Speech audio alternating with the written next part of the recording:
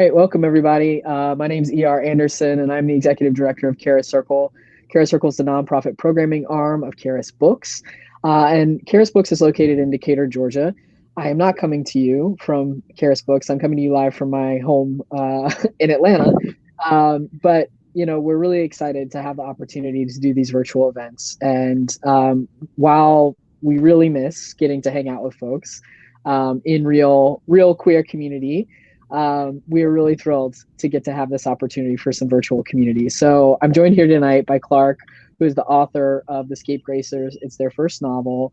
It's the first in a series, which is super cool. We can't wait for more. And we've already discussed how they're going to come back for the next one, and hopefully we'll actually get to hang out in real life. And Christina Orlando. Christina is the book's editor and publicity coordinator for Tor.com, where they get to be a book nerd all day long. They're also a freelance writer covering poetry, gender, and sexuality, and their work has appeared in Electric Literature, Catapult, Gal Them, Detroit Journal, and Book Riot. They are a 2019 recipient of Spotify's Sound Up grant for people of color in podcasting, and they currently reside in Brooklyn, New York, but would like you to pretend that says Provence, France, for the sake of maintaining their allure. So, we're really glad that both of you are here. I just want to draw everybody who's watching at home. I want you to know that you can say where you're from in the chat. Perhaps you were watching from Provence, France. If so, bonjour, welcome.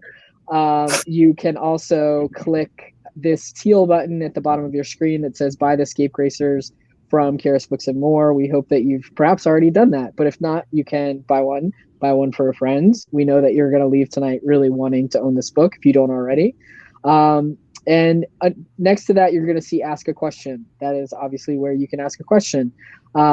We are going to have a great conversation, and many of your questions may already be answered. But if you have a question that you're chomping at the bit to ask, please put it there. And I think that's it. So I'm going to get out of the way and let these folks talk and enjoy the show. Thanks so much, y'all. All right, thank you. Before we start with our nonsense, I'm going to read briefly from The Scapegracers.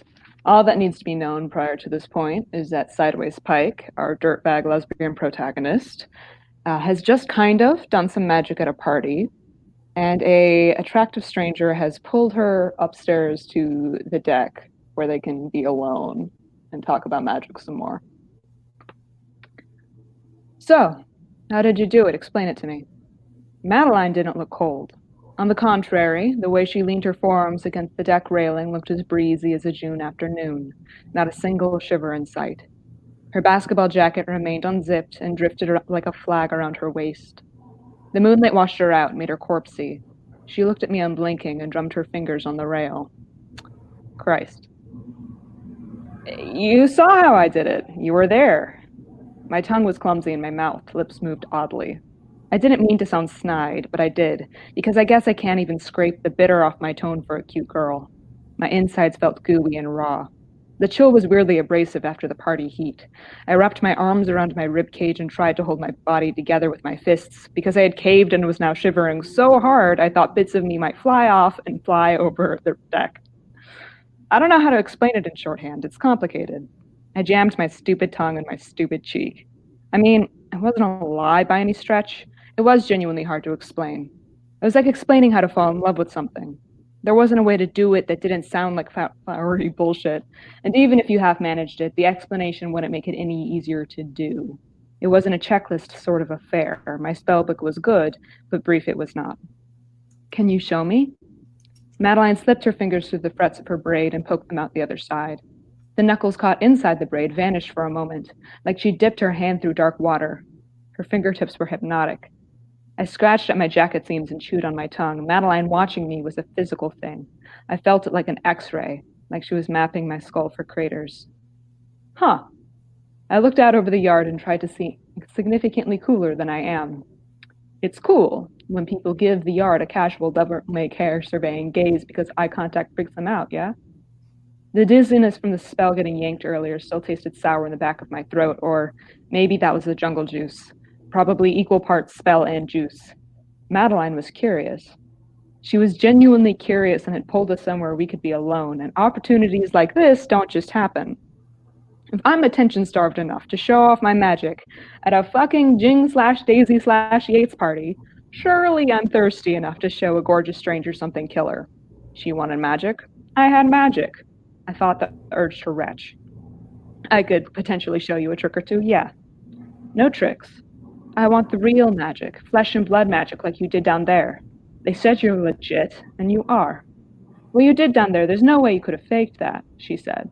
She pulled her hand out of her hair, shoved herself off the deck rail, and tossed that hand in my direction. I'm Madeline Klein, let's start with that, East High. I'm a senior. Your name is Sideways?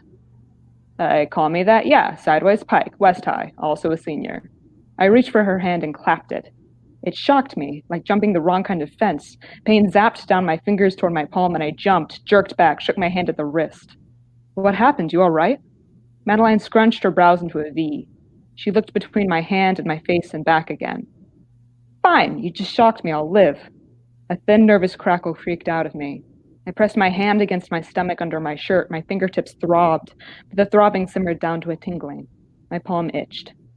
My heartbeat crashed faster. The tingling washed up my arm and into my gut, and the dead energy zapped back to life there.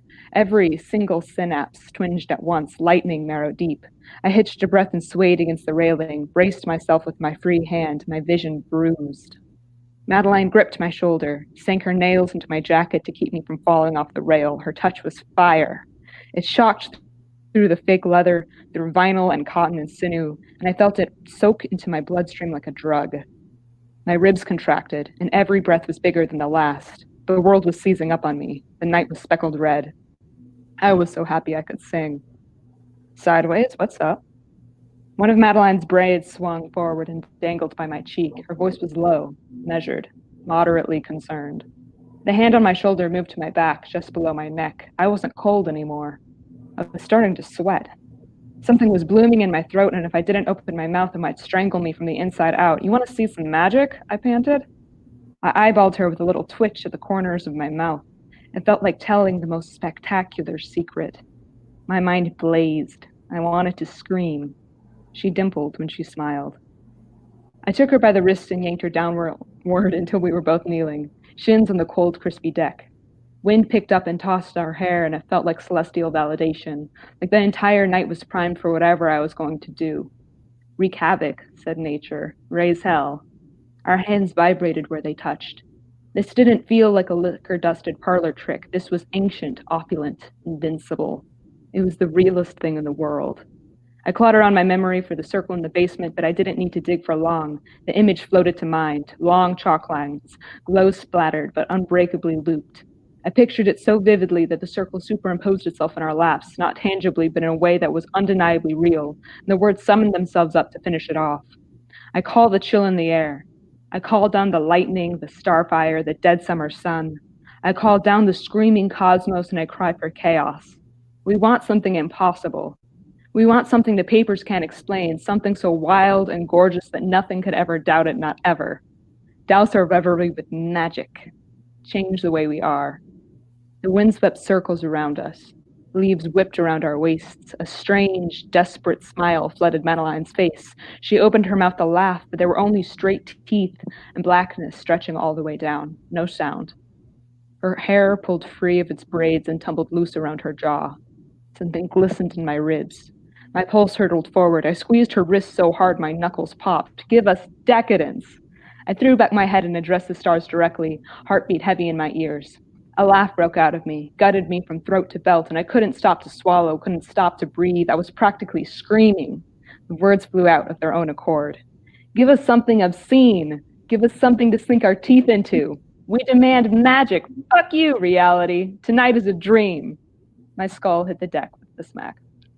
And then she blacks out. Wonderful. One of my favorite sections. Okay, so I'm so excited to talk with you. I feel like we've been bullshitting on Twitter for a very long time. So this is going to be super weird. I did warn you that we're going to get a little bit surrealist. I decided that since it's the end of your tour, I'm not going to really ask you questions that are like closely tied to like how you wrote the book or why you wrote the, whatever like that. We're going to do some weird shit and we're going to have some fun. So I'm going to start off with an essential question. True or false, all witches are gay? True. Thank you. 5 things to put in that can be put in a pentagram to summon the next book. 5 things that can be put in a pentagram to summon the book The Scratch Daughters. Yeah. Okay. The shittiest snow globe you can find. Like the worst one. If it's good, that will not work. Okay, so shitty snow globe. Yeah. A crowbar. But not one you bought. Let's see. Who buys a crowbar?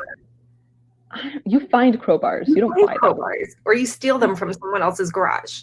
Right? Or you dig them up or something. Yeah. A bag of gummy worms. Sour gummy worms. Let's see. Like a blotting paper for lipstick. Okay. Like it could be anything that has lipstick on it. And then the last thing, a needle, like a sewing needle. Okay. Yeah. I have like a million questions. I'm very excited about that. I'm not going to ask you to talk about book number 2 because we're here to talk about book number 1, but that was excellent. What about 5 things to put in a pentagram to summon you? Summon me. Oh, boy. Well, first of all, why are we... you don't have to answer this, but I question the motivation, first of all, of why we're summoned to me. Let me rest. Do not disturb my slumber. However, if you wanted to do this, things that could compel me to do this. What if it was like a friend who needed you? Like there are good intentions. Okay, well, assuming that they can't just text me and they need to go through the rigmarole of ritual magic, I'm gonna say I'm easily led astray by other people's French fries. So if you order French fries for yourself, I will show up to eat them for you. So we can. So your French fries, someone else's French fries, one of the points. Let's see. Any of the theory I'm excited about. Like if you slap down Caliban and the Witch, I'll probably show up because I love me some Marxist feminism. Sir. Well, listen. I not to go with brands, but I'm obsessed with Creepy Yeha. So if you put like a night, I have 2 Creepy Yeha collars. That's what I'm They're so expensive. Yeah, they're so good. I know. So if you put a Creepy Yeha object, I would probably that would help. 2 left. Okay. I'm glad I came on brand. Yeah. I don't own a DVD player. However, if you found a really old, shitty, scratched up copy of Barbarella and you put that, I'm obsessed with that movie. So that would also work. And then last one. That's homosexual. Yes. If you put some gay emblem and I'll get the point. Any gay emblem. Like a little bust of Sappho, whatever you want. We're good. Yeah. I'm I'd do it. Yeah. Is that 5? Oh, French fries, Marxist feminism. Yeah. Okay. One artist who would do the soundtrack if Scapegracers was made into a movie. Dylan Brady. Okay. Do you have a reason why? Okay, so Dylan Brady is half of 100 Gex and also has produced songs for like Charlie XCX. Dylan Brady's makes really like crunchy, weird, experimental pop music that is abrasive and glitchy in a way that I think will work well with like the abrasive and glitchy pop aesthetics of the Scapegracers. Also, I nearly died at a show of theirs. Therefore, I love We them love very much, and I want them involved in all of my We projects. love to see it. We love almost dying at shows. It's not a good show if you don't come back with bruises. Right? Like, Yeah. roughest mosh pit I've ever been in, Gex show. Oh, that's beautiful. Okay. Name a witch that isn't canonically queer but is definitely a lesbian. Nancy from The Craft. Yeah. They're all gay, Like, aren't they all gay? They're all gay, but all gay. Nancy, you're trying to tell me Nancy is a heterosexual? I think not. No. I mean, if we go by the rule that all witches are gay. Yes. It makes sense. Yes. If you're a witch and you're not gay now, you will be. Okay, so Scapegracers gets adapted into a movie. Since they're teens, technically, they're in high school, they have to make it PG-13. Which character gets one single, very well-placed fuck? Daisy Brink. Yes! Daisy's my favorite. Do you have like a moment that you think it would be really appropriate for her to just be like, fuck? Not without like spoiling things, I guess. Daisy has a monologue where she's talking about how people don't touch girls. Where she says fuck an awful lot in the book. But I feel like allowing her to maintain her proximity to the word fuck in that monologue would be good. I like proximity to the word fuck. I think she deserves it. You're not wrong. She does. It's so funny to me because I think all of them have places where they deserve to say fuck. Yeah. But if you had to like pick and choose, I think that's very like difficult to do, especially for this narrative. Yeah. Also, I'm like, I think Sideways says fuck on the first page of this book. It's a fucky book. I made a note of it. There's a post-it note. Yeah, it is. It's beautiful. Okay, so I know that you talked a little bit about this before, but I have a list of famous witches, and the question is, could Sideways take them in a fight? Okay, I'm down. I had to ask this question. Okay. The first one is Willow from Buffy. Could Sideways take If you tell me you Willow... have Buffy, I'm going to come over there and punch you in the face. I watched all of Buffy when I was 12 years old, the entire thing. And it was not the straightest thing I've ever done. I'm going to say that Sideways could take Willow in a fight because Sideways is probably twice the size of Willow. However, I think Sideways would read Willow as like more fragile than she is, which means that she would hesitate. So Willow would have the chance to get it like a good hit in before Sideways rips her in half.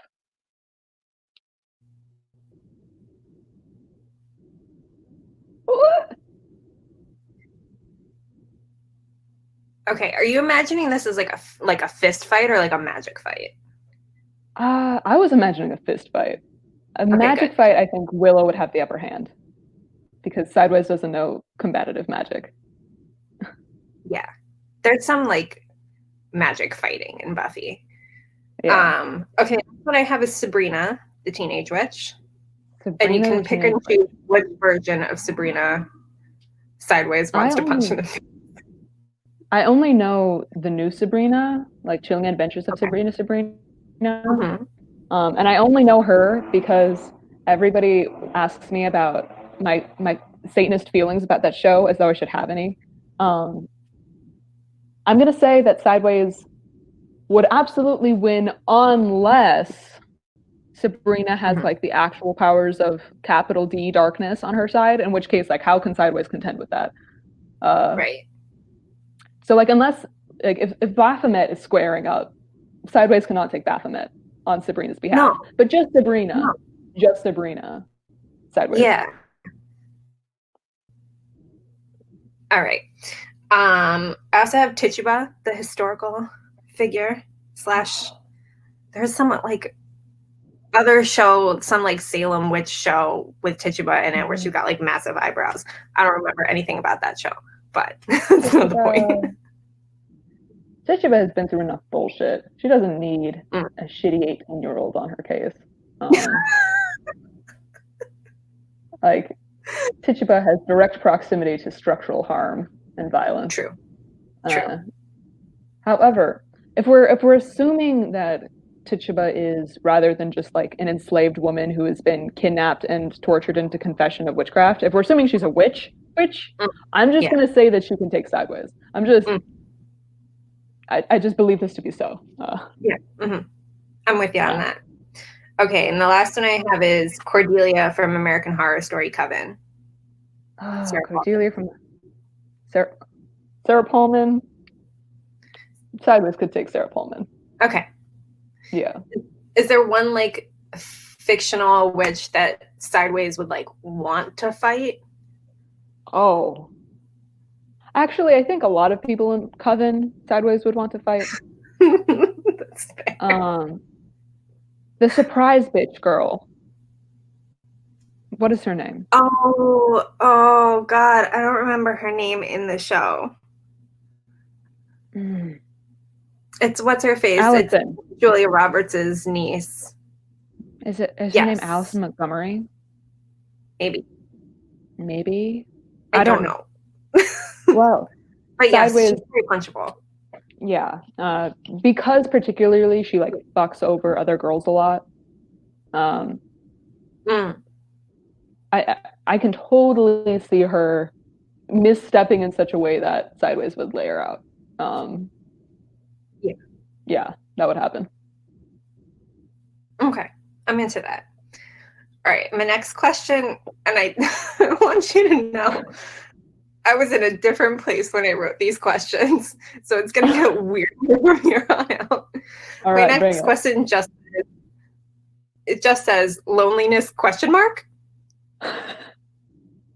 What did I mean by that? Well, Sideways has some. It is the theme of the book. Would you like me to talk seriously about the theme of loneliness in the novel The Scapegracers by Hannah Abigail Clarke? Do you feel up to talking about that? Because I really I wrote that down. There was another part to that question probably. I mean, it is a central motivating factor that informs all of Sideways' decisions she makes, particularly in the first book, is that she's someone who is like both lowercase L lonely and also uppercase L lonely, like in a trauma has shattered me into a million pieces, and I have an incredibly hard time attaching myself to people now because I'm afraid they're going to disappear again type vibes. So she's very lonely, and this book is all about trying to find people who care about you and who you care about, and either succeeding or failing depending on the character.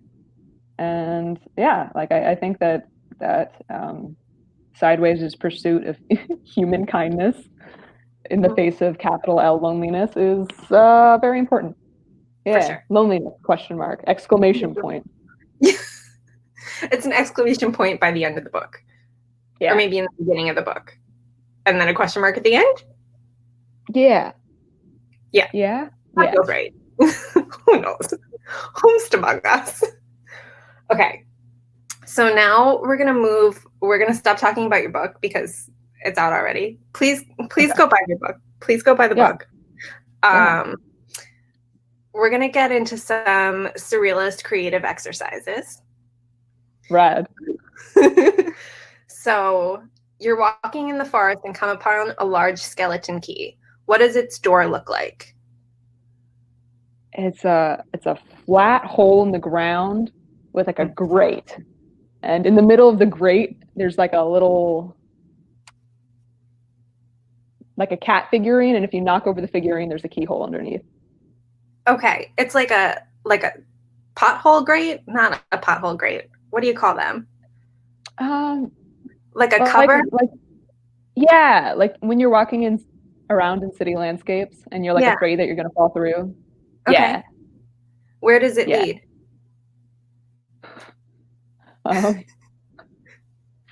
It leads to my local Aldi's.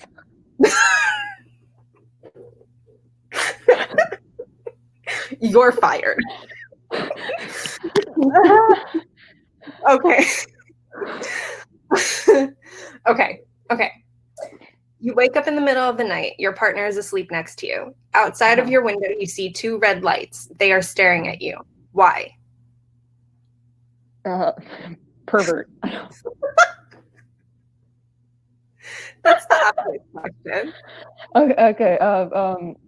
2 lights staring at me. They're actually discrete, like 2 different things that are both cyclopses that are standing next to each other.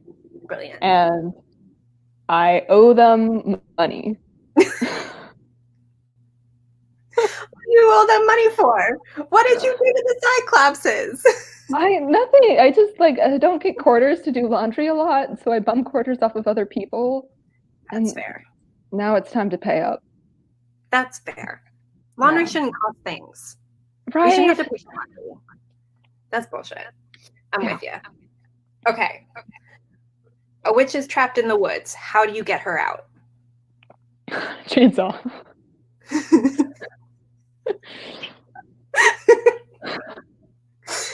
I like that in this imagining, you're like, of course I would have a chainsaw just on me.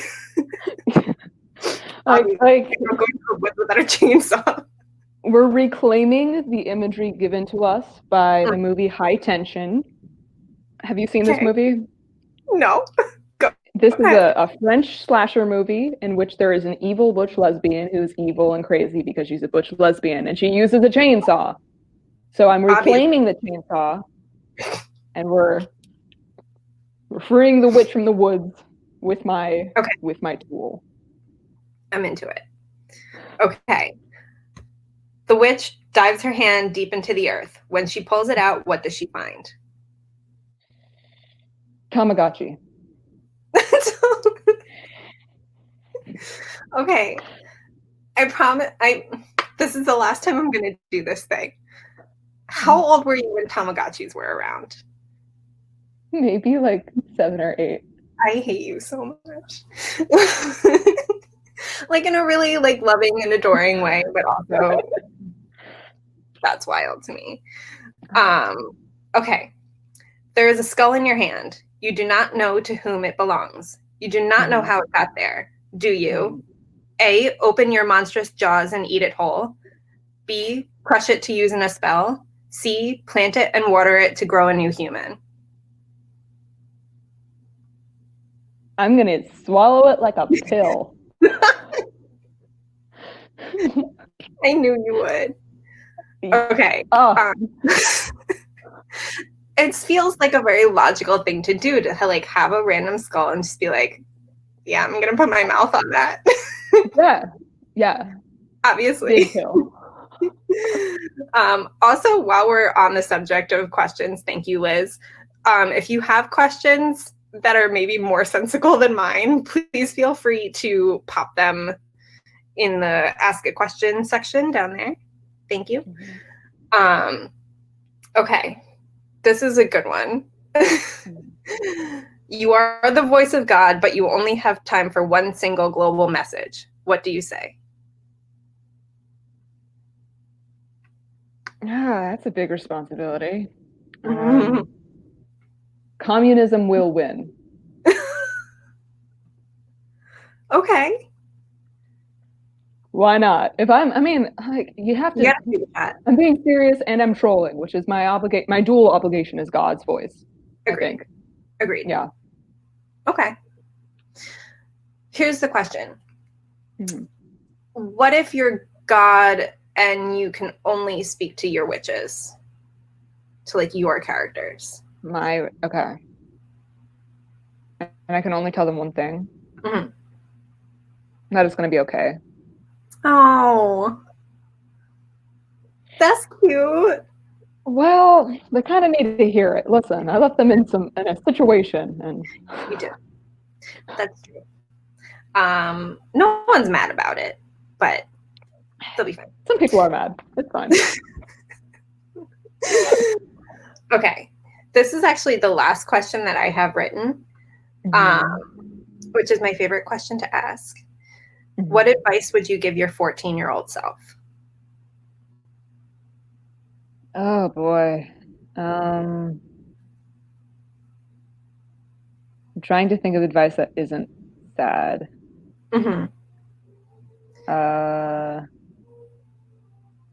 You can talk to people about it.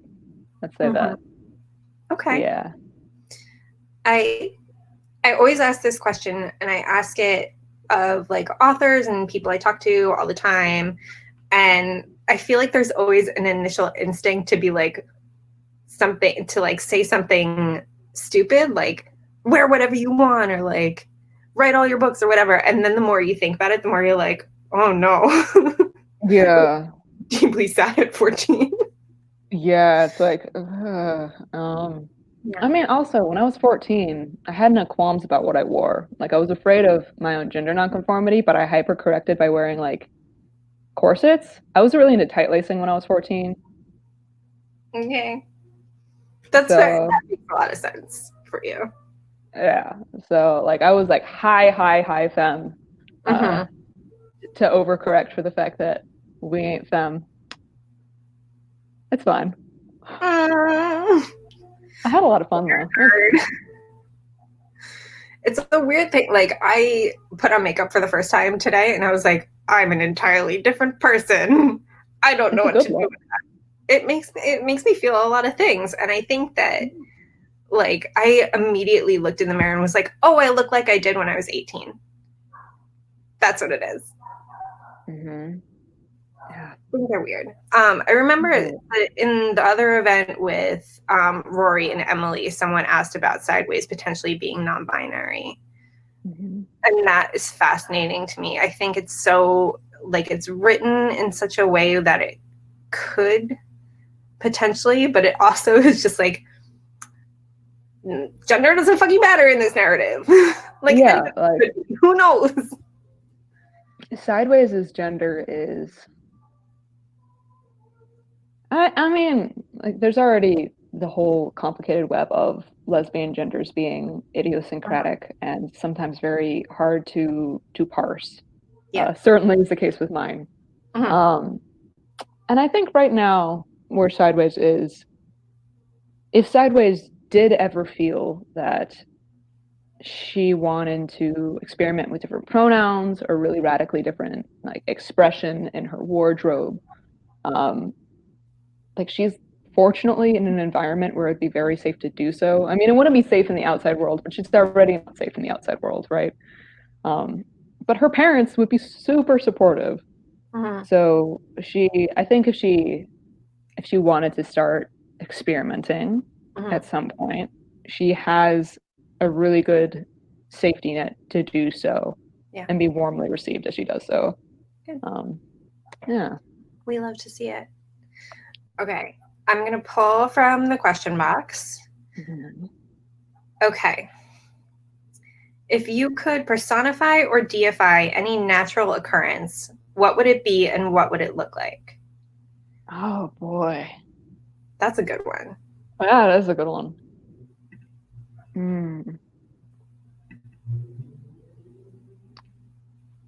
I don't know what this natural occurrence I'm about to describe is actually called. But sometimes, at least in, like, the Midwest, like, sometimes the sky just turns incredibly, like, yellowish, like, before maybe tornado conditions. Like, the sky just turns this bizarre, like, almost dandelion pigment, like this green yellow. And it makes the entire air that color, right? Like, it's not just in the horizon. It feels very, like, when I was a kid, it felt like the sky was closer to the earth than normal. And whatever that is, I would make that into a person type thing. And I think they would look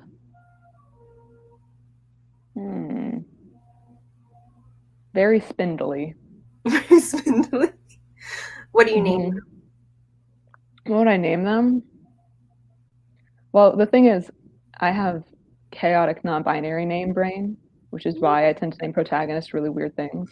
I'd How probably did name them like happen? I'd probably name, let's call them Lucky. That's a good name. Yeah, Lucky, the pre-tornado condition yellow sky being, who's spindly and has a bridge piercing. Yeah. Lucky is a very butch name. Well, you expect to like have a pack of cigarettes rolled up in their t-shirt sleeve. Yeah. Right? Yeah, a pack of American spirits specifically. Yeah. Yeah, for sure. Obviously. Oh, here's a good question. A historical queer woman that Sideways would fight. A historical queer woman who Sideways would fight. I just want Sideways to like fight everyone. Sideways also wants Sideways to fight everyone. You're in agreement on that. Yeah. Let's see. Sideways, I think, also is like spiritually from New Jersey, in that like it's just constantly angry all the time. Angry and gay is a very New Jersey thing. Oh, I've never been to New Jersey. I'm learning new things. That's okay. You don't need to go.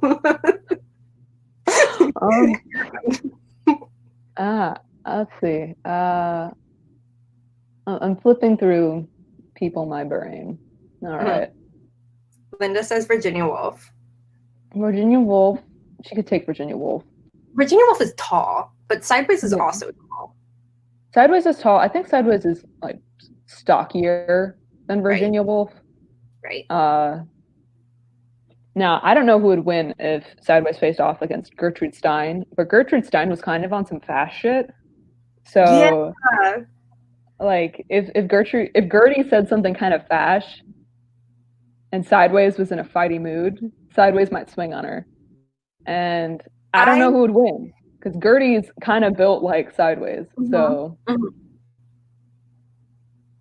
that's a great matchup. Sideways also, Pike versus Gertrude Stein. Yeah. That like Gertrude Stein was like stoned all the time. Yeah. Yeah, I mean that whole we don't need to get into all of the knowledge I have about the lesbian cliques in Paris, but like that entire there was many a dyke who went to Paris for literary readings at the house of one Natalie Clifford Barney. And many drugs were had at these gatherings. Yeah. Yeah. Which, like, the Mater Hari was invited to these parties. Like, they were occasions. So I would imagine that. Being said, even though Gertie, like, if Gertie's stoned all the time, I can't promise you that Sideways isn't also stoned. Yeah. So, still even playing field. Yeah. That makes sense. Two butch stoners just. This is a YA book. Well, listen. I know. It's all good. There are no rules here. Okay. Here's the next question. Nerdy book question. How do you think about plotting a series? Okay. You knew this was going to be 3 from. Okay, so how do I go about? I kind of knew conceptually that it was going to be a 3-book series, but I didn't. I planned the first book when I started writing it, kind of, and I just plot, like, I have mental music videos of like a vibe, and then I like put the songs in an order. And it's like, oh, the vibes connect because they're a story. And that's how I plot. And I knew that there was more to Sideways' story by the end of this book because I set some stuff up. But I had no plans on writing the next 2 unless this sold. So when I got the offer from Erewhon, before like it was an official offer, it was like, okay, we like this. Are there synopses for the next 2 so that we kind of have an idea of where the series is going? My agent emailed me like, do we have synopses for the next 2? I was like, So I wrote in 8 hours the synopses for the next two, and then I emailed them to my agent, who emailed them to my now editor, who liked them. So I don't know how I did that. It just kind of like happened in a single stint. Yeah. So basically what I'm hearing for you is like you just knocked it out the fucking park. It's just like, here we go. 3 books, fuck it up. Sometimes we are possessed by vibes in a way that is advantageous to us. We are possessed by vibes. From time to time, it is known to happen. Please put that on a t-shirt. Someone put that on a t-shirt. Possessed by vibes. That's beautiful. Okay. My mom is reading The Scapegracers, and I'm pretty sure this is the first piece of queer lit she's read. That's so exciting. What are your feelings about the possibility of people reading the queerness in ways that are uninformed and possibly derivative? Ooh. Oh, I mean, I think that there are enough queer people in The Scapegracers that at least it would be very hard to walk away with a monolithic idea of what queerness is, because most of the cast is queer, right? I think that there's some that a reader who isn't reading very closely and isn't reading very carefully might draw the wrong conclusions from Sideways' anger, right? Like Sideways isn't angry because she's gay, but I think a reader who isn't reading super closely might put the two together if that's a preconceived notion they have about queer teenagers.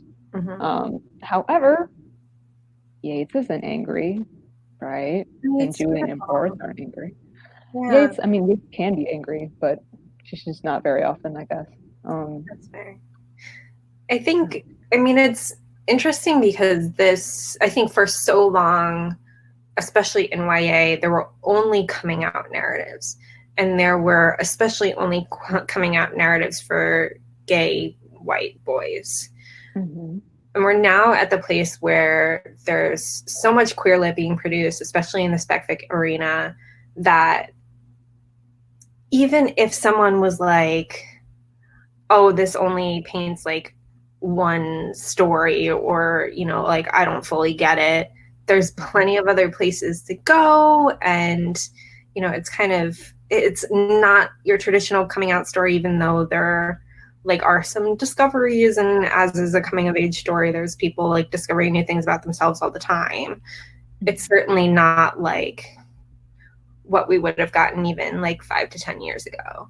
For sure. And I mean, part of the reason why I wrote this book was because 5 or 10 years ago, I mean, I wrote this almost like 3 or 4 years ago now. And there wasn't a lot then that I felt represented in. I'm a white lesbian. Like, are you? Particularly, you're gay? Like, particularly because I am a gender queer person, and particularly, like, I've never come out because, like, I came out of the womb and the doctor's like, that's a dyke. Like, it has been told on to me that I've been a queer subject since I was a toddler. Like, we've known, which meant that an overabundance of coming out narratives felt very alienating to me, because the process of like explaining to other people that I'm queer and this being news to them rather than something that they've known about me since before I've opened my mouth was very alien. And there still aren't a lot of gender nonconforming, or especially non-binary gender nonconforming characters, just like in literature. Genres, I think, no different than non-genre in that regard. So I think part of what I was doing with Sideways was even like I was still pretty gender nonconforming, but I didn't realize that, like a self-accepting butch me still wrote this baby butch character, right? Because I needed one. So I hope that if someone hasn't read a lot of queer literature or literature that features queer characters, this will be a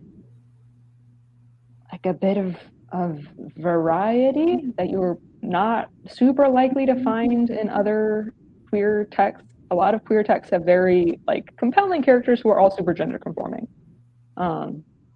Yeah, so I would hope that this adds a little difference that might be needed, particularly for gender nonconforming people and people who love gender nonconforming people but don't have any story reference points for them in their head.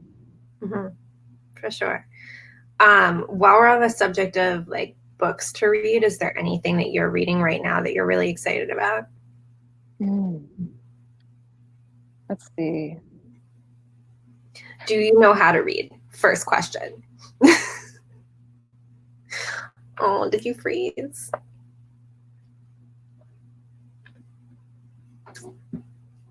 Oh, there you are. Yeah. You froze for a second, sorry. While I was making fun of you, and I was like, oh, I did that. Oh, wow. Wow.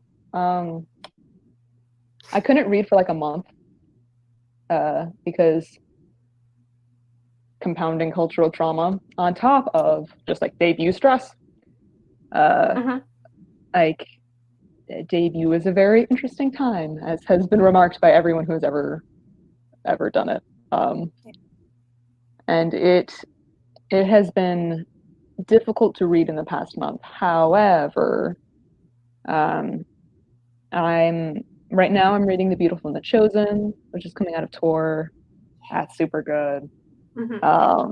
I've reread Catherine House by Elizabeth Thomas several times recently because the prose in that book is phenomenal. Perennially, I'm interested in the Locked Tomb trilogy by one Tamsin Muir, which is one of the only books that has bushes in it. Point blank. I really like Year of the Witching. Yeah.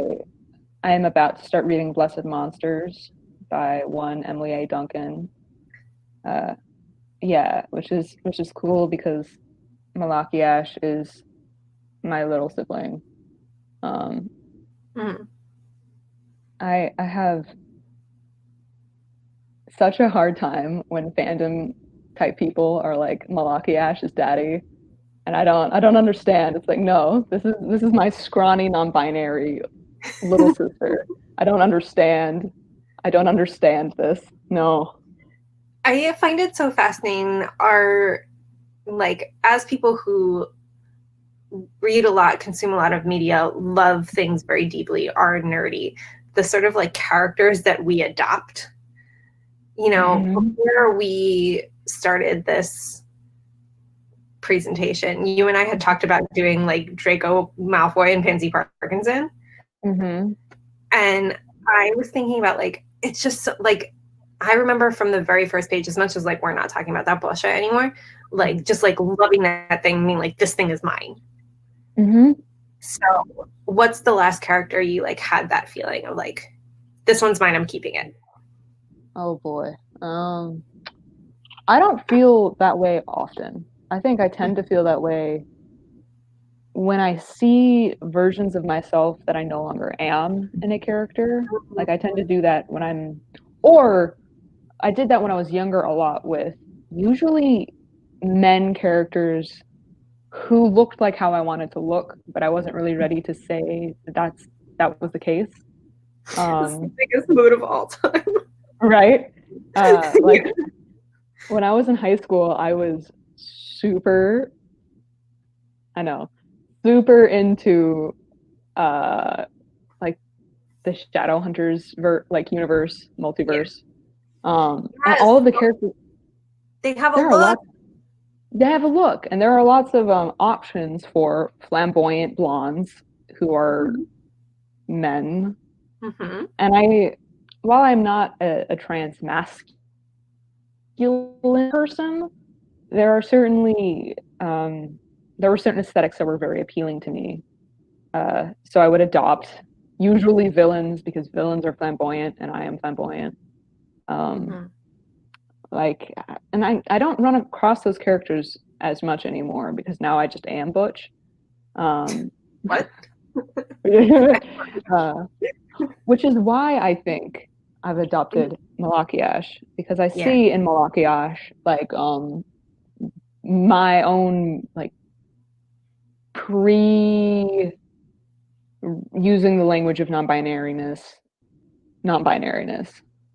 in him and his like monstrous embodiment. Yeah, probably him. Okay. How about you? The last character that I really adopted, I mean, I love Daisy. I love Daisy so much. And part of me is like, if Daisy was a real person, I'd be like, that's my girlfriend. But she is 17, so we're not going to go there. I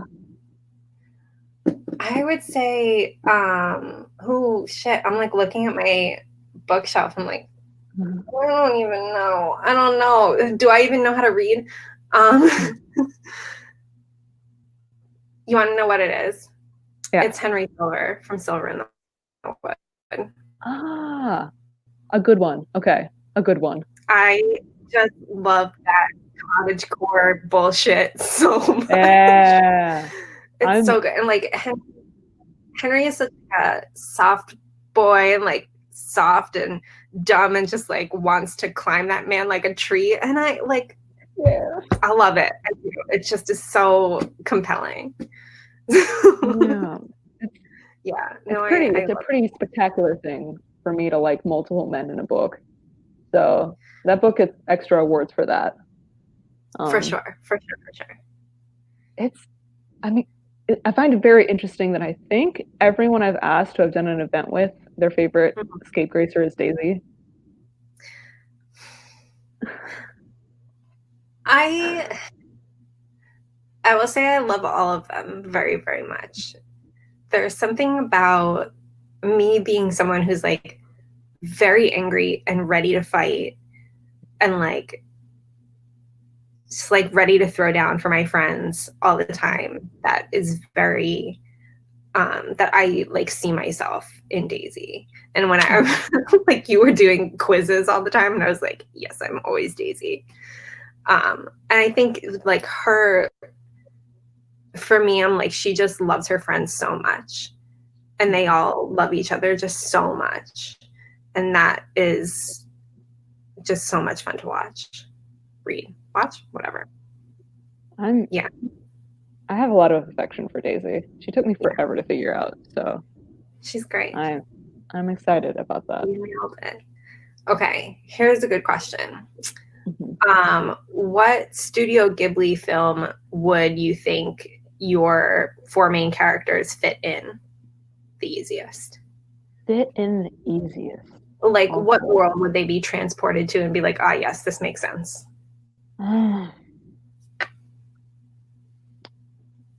Let's see. I am torn. Part of me wants to say Howl because I love Howl, and I find the magic in Howl very charming. And also, Howl is gender as hell. Oh my god. That's a he/him lesbian. Listen. Being said, I feel like putting them in like a Kiki's delivery service world would be really sweet. That's really cute. Yeah, and also like, isn't part of the underlying conceit of Kiki like imagining a version of Japan that wasn't like subject to like nuclear violence, right? I don't know, like the idea of putting them in a world that has just seen less harm is appealing.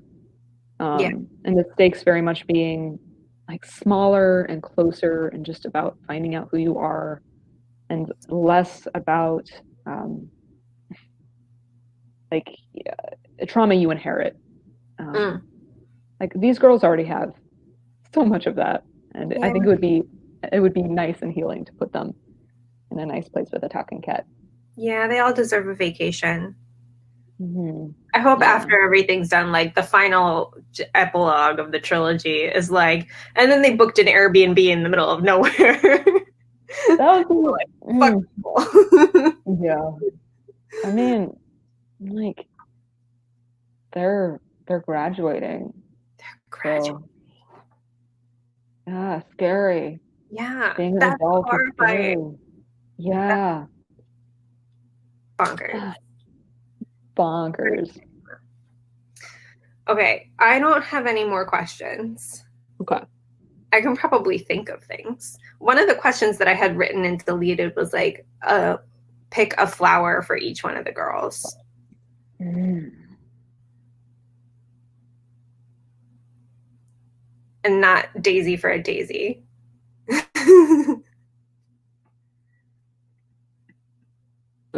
Yates has black-eyed Susans in her hair when we meet her.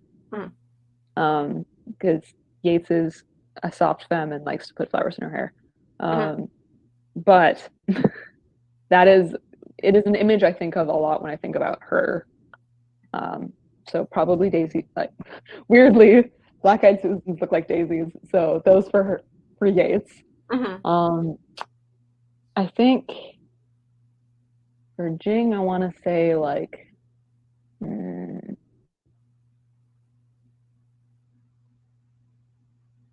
something really hardy. A hardy flower. Yeah, like some sort of thistle. Like I think Jing's some sort of like a milk thistle or something. Okay.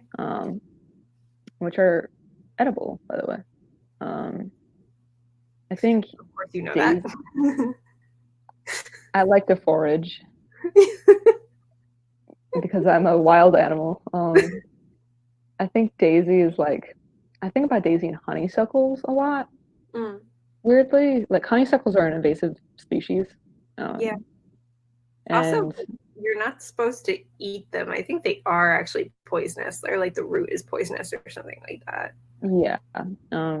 I certainly do, but you're not supposed to.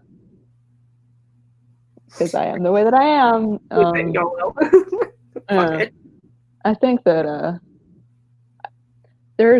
so weirdly I've written a couple of scenes from Daisy's point of view. And I know you mentioned this, and I need you to release the Daisy tapes. We'll see. We'll see. Okay. I don't know.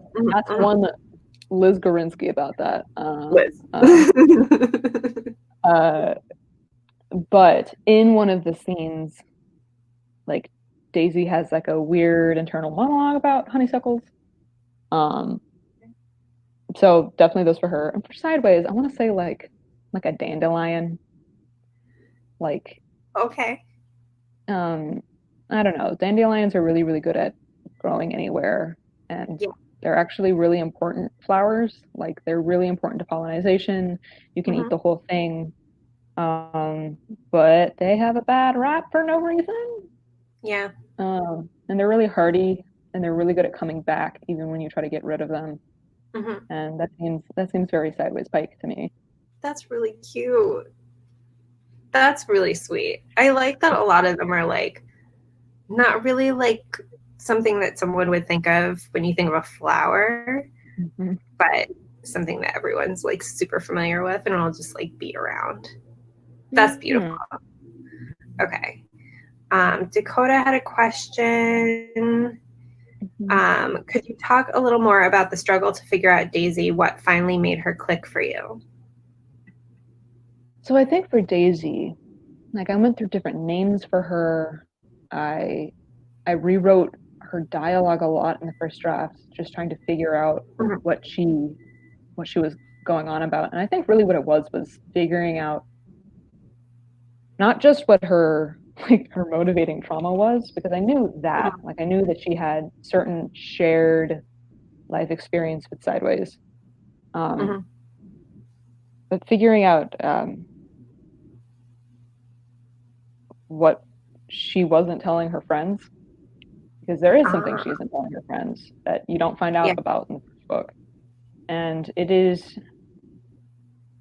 feels like a very big deal to her, even though I don't think it would be as I don't think it's as monumentous to the world around her as it feels to her, and it informs a lot of the way that she navigates things. And I didn't know what it was. I just knew that she was keeping something to herself, and it made her very difficult to write convincingly.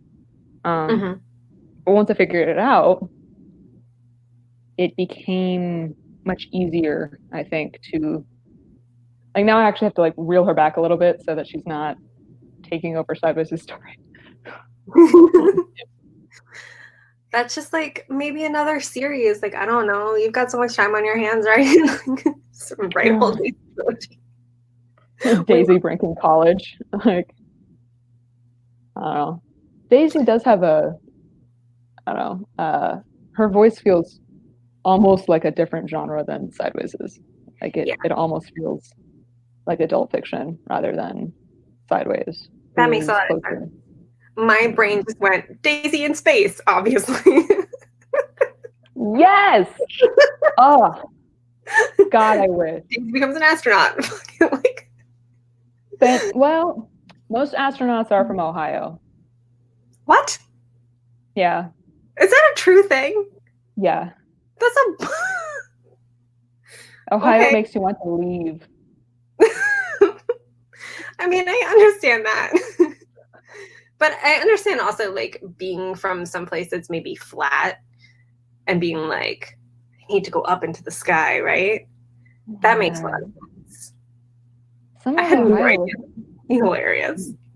Yeah. I'm thinking about Space Daisy. This is gonna haunt me, is the idea of Daisy in space.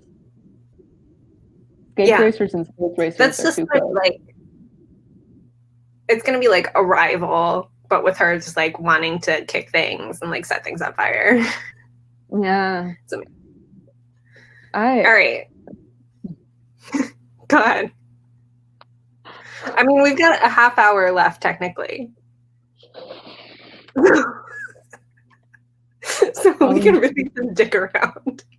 I ran out of questions, which I knew was going to happen. I wrote too many, and then I was like, no, like usually it takes a little bit longer. And then I was like, I obviously don't have enough time. That's fine. Well, it didn't help that your surrealist questions I just like answered in a millisecond. Because I felt in the depths of my heart that I already knew. I had seen that past life. That you would. I mean, it's just like a little like creative exercise. Why not? Who cares? I remember I was doing an event with Tochi and Ken Liu and asked them the one thing that you know for sure makes you alive, or like the one way we know for sure that we're alive. Do you have an answer for that? It's a good question. Yes, but also that is a dangerous question to ask somebody who's in the humanities. Because they make me want to say things like, well, I'm a Hegelian. Well, a thing that is alive about me, I'm also a new materialist and a vitalist, so we're not going to write an essay. Would you like to explain for the crowd what those terms mean, Professor? Sure. Okay. New materialism is a field that looks at material, tangible material, and gives readings of that material. I come from it from a very Marxist feminist place, so I'm looking at I wrote my thesis on the way that gender and non-humanness congeals on objects, and how we need those objects to define what kind of person we are. Vitalism is essentially the scholastic answer to like animate or some sort of sense that there is a lifeness that is present in objects, that collects on objects when we handle them and when we have relationships with them. I would say that a thing that makes me alive, that gives me a quality of lifeness, is that I am someone who has relationships with other people and with objects made by other people.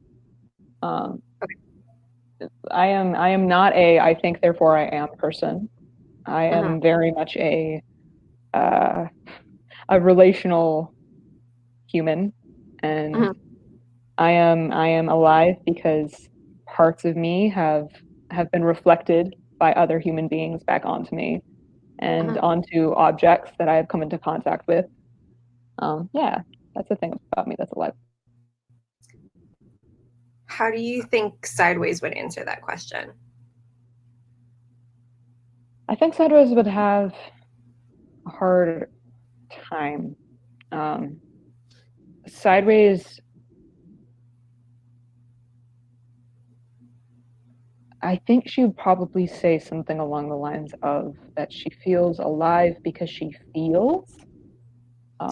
Sideways is constantly feeling physically and emotionally, but she's very aware of her own embodiedness. She is a very corporeal subject, and she is constantly nauseous or dizzy or sore. And she, yeah, I think that she sometimes only feels alive because she feels like gross or bad. But that's something rather than it's I think I know not everyone who suffers from anxiety has like physical symptoms, but I certainly am, and it's something that while I was reading I was like, she needs like to take a nap and have some water, and it does very much feel like she's sort of in a constant state of like fight or flight mode. And she's keeping a lot of tension in her body. And I know that part of your writing process was wanting to write really visceral physical magic, but it did feel a lot like if you wanted to read it as like, this is what mental illness feels like, or this is what like having a panic attack feels like, it could also sort of go in that direction. I mean, I think that Sideways, you can make a pretty firm argument about like a lot of what Sideways is experiencing being just hypervigilant behavior as a result of her trauma. Like a lot of her stuff is very tied up with her own mental state and emotional state. Like I think of the pacing a lot with that too, actually, weirdly. Like Sideways is constantly overwhelmed and also bored. Trauma does that. Aren't we all? Isn't that the mood? Yeah. Oh man. It's all fine. We're great. If it makes you feel any better, both Tochi and Ken, when I asked them that question, were like, we feel alive because we know that we're going to die one day. And I was like, boys, please. Wow. It was a lot. Yeah. But I do think, part of this book is so much about forming those connections and allowing connections to happen in ways that you wouldn't normally expect. And allowing for like being open to strange things happening, which I thought was really genius, because so often I think, I remember in high school, I was like not open to people interacting with me at all. And there's so much judgment, and so like everyone's kind of afraid of each other. But I think it takes a little while for Sideways to like believe that it's happening, but she always seems kind of open to things happening. Yeah. I mean, I think one of Sideways' saving grace is her ability to roll with the punches. And that if she wasn't as good at that, she would have been done for a while ago, like pre-canon.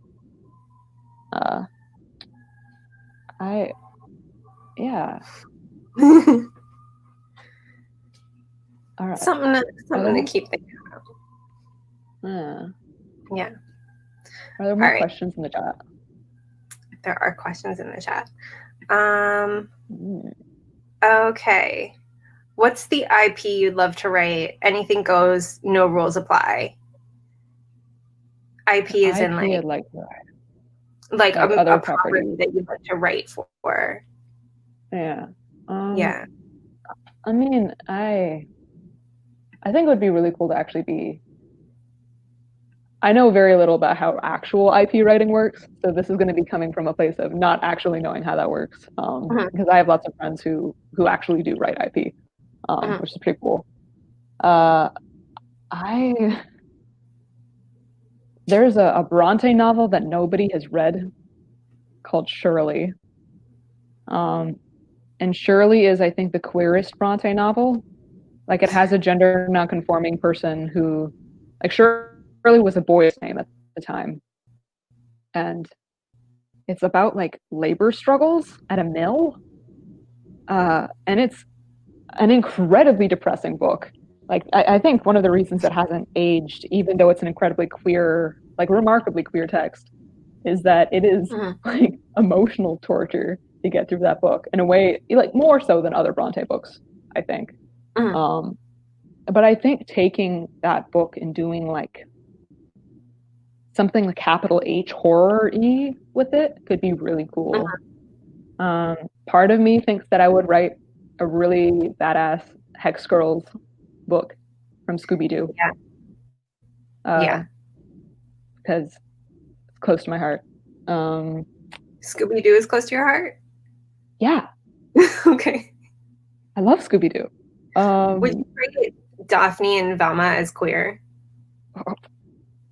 Yeah. I mean, there's not a single heterosexual in that group. No, I agree with you. It's not a thing. Like, Fred is Mask for Mask. Shaggy is, like, I get Ace vibes from Shaggy. Yeah. Ace Legend. More interested in dogs than anything else. Which I get. I think let's see, other properties.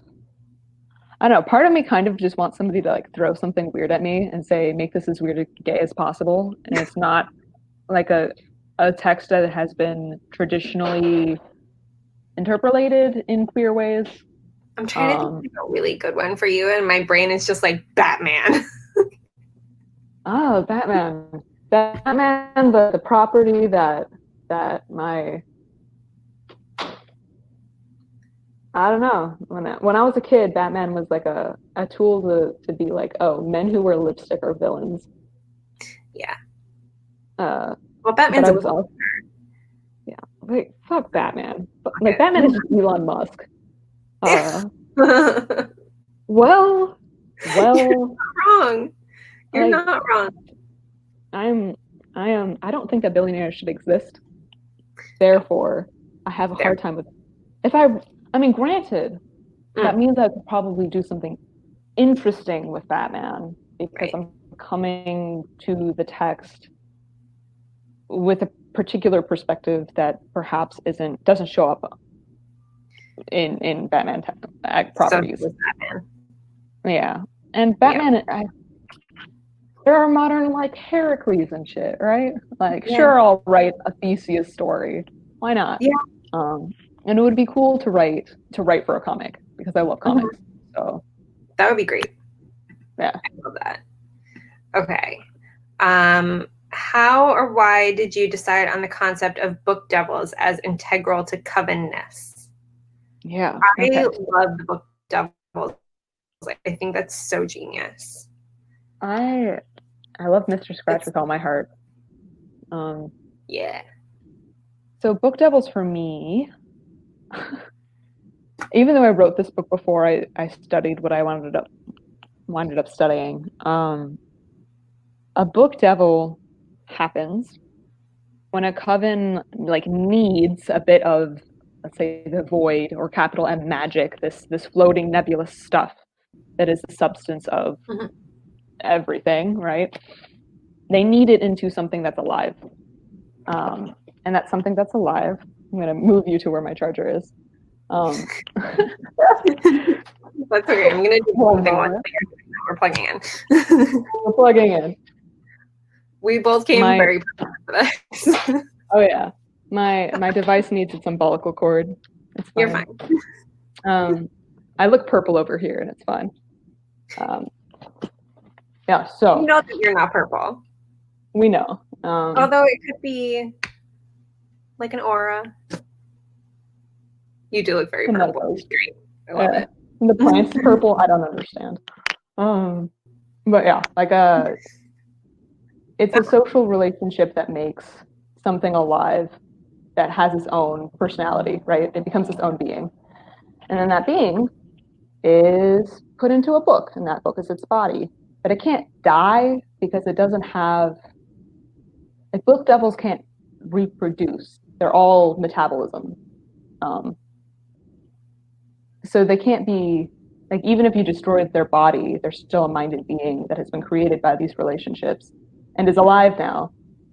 And I think part of it came from the fact that, as I imagine is the case for a lot of book people, there were books that very much felt alive to me as a teenager, and that my relationship with the book and with people who loved the book had a sustaining life force that was vital to me and that I needed, like capital N needed, and I still need, right? I have relationships with books all the time where they supply something that feels like being alive that I require to continue to be a human being.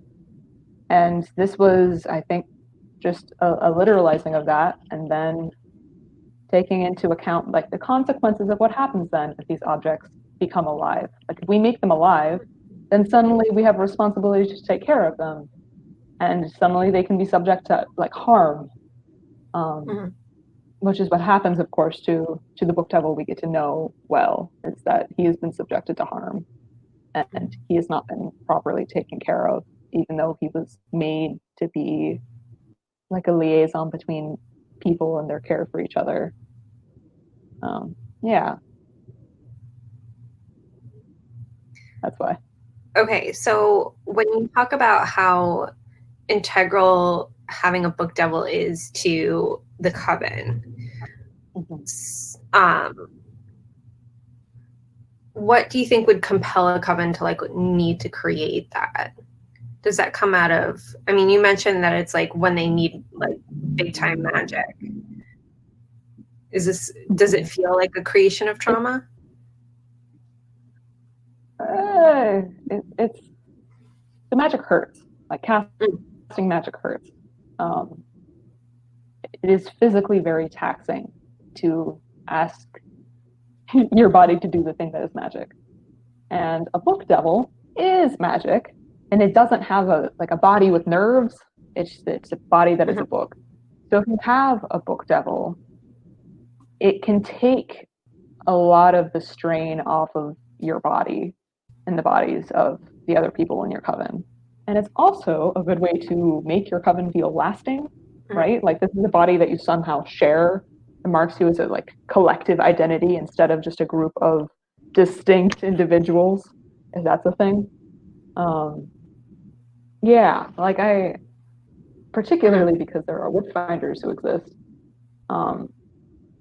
Being a witch who doesn't have certain access to magic that will protect you can put you in very unsafe situations,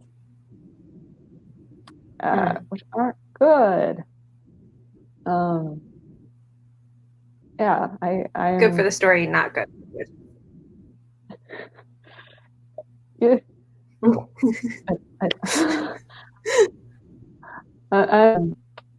If I was a witch in this particular universe, I would certainly feel much safer, like personally, interpersonally, and systemically, if I had a book devil and a coven, rather than being completely isolated. Because there are people who would actively want to do me ill, and I would have no tools to defend myself. Okay, so on the subject of like books that feel alive or that you feel you're dependent on, what's the last book that you felt that way about? Oh boy. Kind of Harrow, I think. Harrow the Ninth. I mean, I have a piece written about my lesbian opinions about that book, but like I very much read Haru's structure as being like a trauma structure. Yeah. Like the displacement of self into second person, like constructing other versions of events that aren't painful or scary and flipping through different versions because they aren't sustainable. And those versions also not being a safe place because there's still active violence in that place feels very much like something I can relate to. Like I think sometimes when that book is talked about, it's just kind of talked about in like a, oh, what the fuck, this is so quirky and weird, which it is, but it felt to me very reminiscent of the structures of PTSD. Coping mechanism. Yeah. For sure. So there was something about that book that felt very vital to me. Yeah. Okay. Since this is the last stop on the book tour, is there anything you want to talk about that hasn't come up yet? Oh, there's a big spoilery thing that I really want to talk about, but I don't want to spoil the entire book. Oh boy. Okay. Like, edge us. I mean, I guess like that's fine. Okay. I will try to say this in a. If you are watching this, you've been warned. Mute your screens now. Yeah, mute your screens now if you haven't read this book because I'm about to talk about the end. So one of the reasons why I wrote this book is because I feel like the story that is Madeline and Levi's story is written all the time, constantly in young adult fiction. And Madeline is always the protagonist. And characters who are like sideways, like your quirky queer side character, who is used by the protagonist and summarily shunted aside when they no longer are useful. Like that was very, very in vogue. I was like proper young adult reader right around the time I wrote this book. And it's still kind of in vogue. Like Levi would be like a romantic love interest, I think, in many a text. Like I wrote Levi intentionally with a bunch of tropes that are super romanticized a lot in fiction. Like he's a Dead Poets Society, like preppy white boy with a posh name who goes to a private school, and there's little accounting, I think, for the position that is Sideways' position in those stories.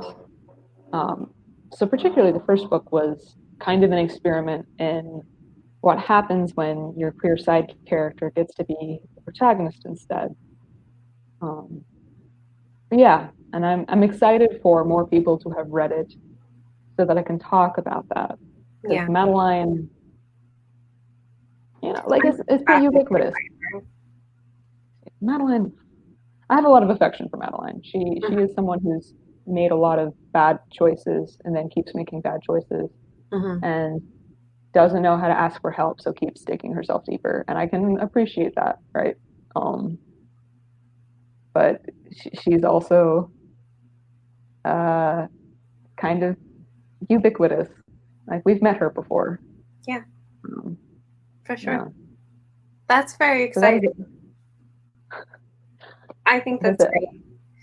And a great place to wrap up.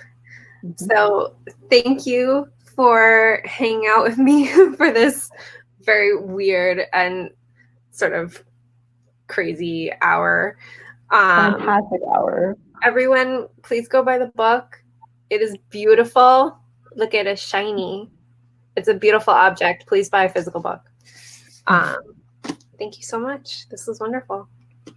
Thank y'all. This was amazing. This is definitely one of the most fun readings we've had in a while. So, Christina, you lived up to the challenge. Gauntlet thrown down. I'm going to tell everybody they need to live up to your surrealist question. So,